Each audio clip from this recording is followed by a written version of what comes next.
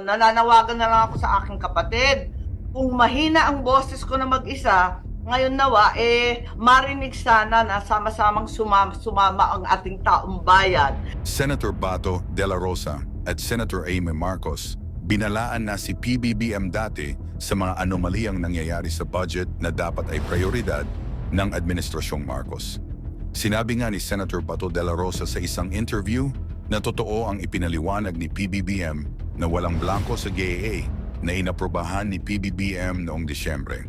At sinuportahan naman ni Bato ang pahayag ni former President Rodrigo Duterte sa BIECAM report na kung saan ay maraming mga blanco raw sa nasabing report. Noong Disyembre ay naglabas ng babala si Senator Amy Marcos patungkol sa budget ngayong taon. Sabi pa nito sa kanyang kapatid na si PBBM na huwag maniniwala sa mga taong nagdidikta sa kanya na hindi naman prioridad ang kanyang gustong unahin ng presidente. Kagaya na lamang sa flood control project, pagbawas sa budget ng PhilHealth at iba pa. Dagdag pa ni Senadora Amy Marcos na naglabas ng mga priority projects si PBBM pero matindi itong tinututulan ng mga kasama nito.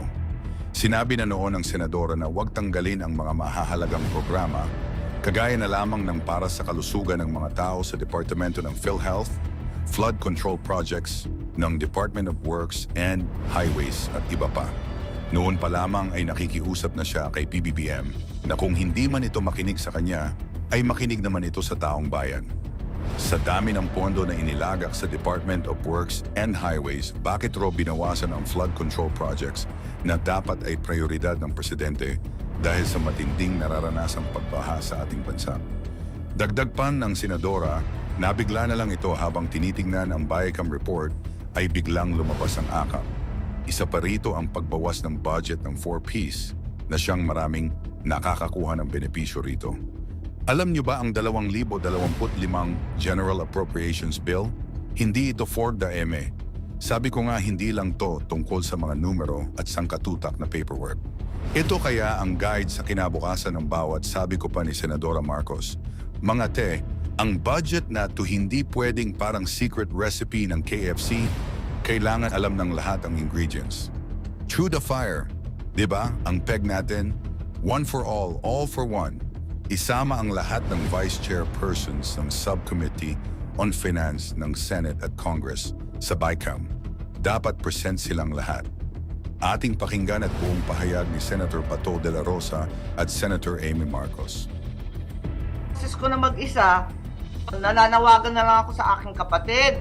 Kung mahina ang boses ko na mag-isa, ngayon nawa, marinig sana na sama-samang sumama ang ating taong bayan. Nung nagsona ang ating Pangulo Bongbong, nagsabi siya ng mga proyektong dapat unahin.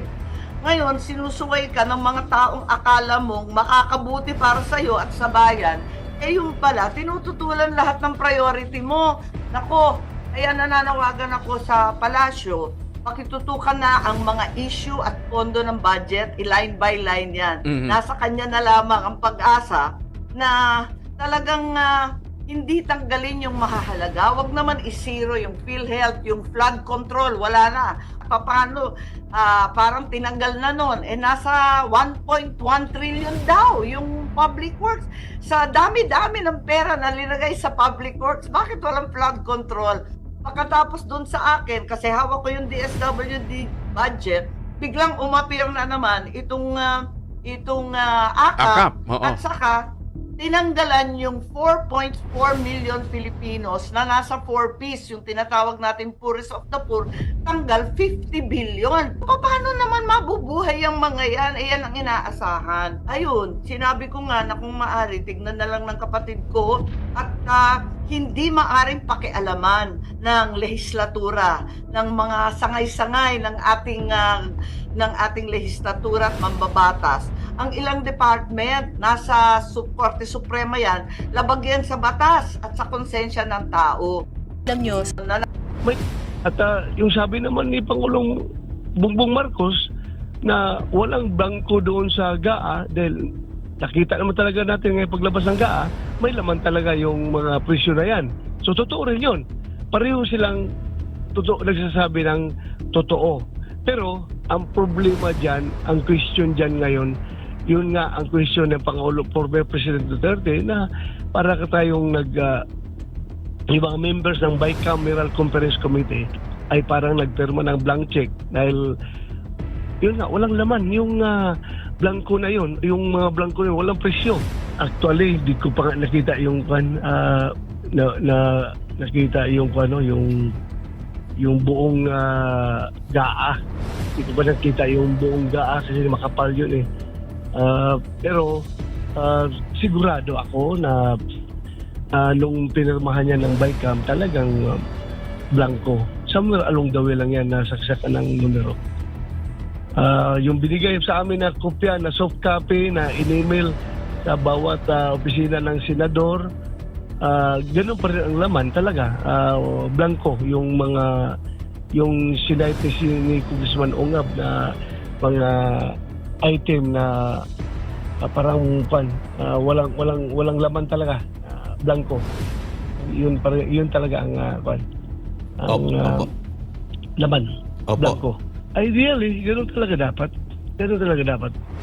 Transparent lahat ng transactions, lahat ng pag-delete, lahat ng pag-amend, lahat ng pag-transfer ng amounts during the Bicameral Conference Committee, lahat ng activities dapat ay transparent. Pero never pa nangyari yan sa history ng Philippine Congress na yung BICAM ay open to the public. Ang nangyari dyan is open lang sa opening session at open lang sa closing session. Pero in between hindi na open yan. Silang dalawa na lang ng mga chairman dyan na nag-uusap. Of course, under the guidance of the Speaker and the Senate President. Well, walang sinungaling sa kanila. Pareho silang nagsasabi ng totoo. Sabi ng dating Pangulong Rodrigo Duterte, blanco yung mga presyo ng mga project, yung ibang mga project na nandoon sa BICAM report. Totoo yun. At yung sabi naman ni Pangulong Bongbong Marcos na walang blanco doon sa GAA dahil nakita naman talaga natin ngayon paglabas ng GAA, may laman talaga yung mga presyo na yan. So totoo rin yun. Pareho silang nagsasabi ng totoo. Pero ang problema dyan, ang question dyan ngayon, yun nga ang question ng Pangulo former President Duterte na para tayong yung mga members ng Bicameral Conference Committee ay parang nagpirma ng blank check dahil yun nga, walang laman. Yung blanco na yun, yung mga blanco na yun, walang presyo, walang nakalagay. Which is very, very totoo. Dapat, ideally, hindi ka dapat magpirma kung walang laman yan. Pero in that case, minamadali nila, pinirmahan yung report na yan, kahit na blanco. Kasi nakita mo natin, after nung nagpirmahan, I'm not sure kung 1 day or 2 days after nagbigay sila ng mga kopya sa bawat office ng mga senador. Ganun nga nakikita ko. Ano yung pinakita ni Congressman Ongab na BICAM report, ganun din yung nakikita namin doon sa sinabit sa amin. Kung ano yung blanco doon, yun din, blanco rin doon dito sa amin. Ganun talaga. Which dapat hindi mangyari yan dahil very dangerous yan at it defies logic nga bakit ka magpirma na hindi mo alam. Mahirap i-explain sa sarili mo. Walang presyo, pinirmahan mo. Opo. Bakit ganun? So yun ang talong dyan. That is dapat i-address ng buong Kongreso, hindi lang ng House of Representatives, kundi pati ng Senado. Bakit natapos yung BICAM report na pirmahan ng lahat ng membro na walang laman yung presyo.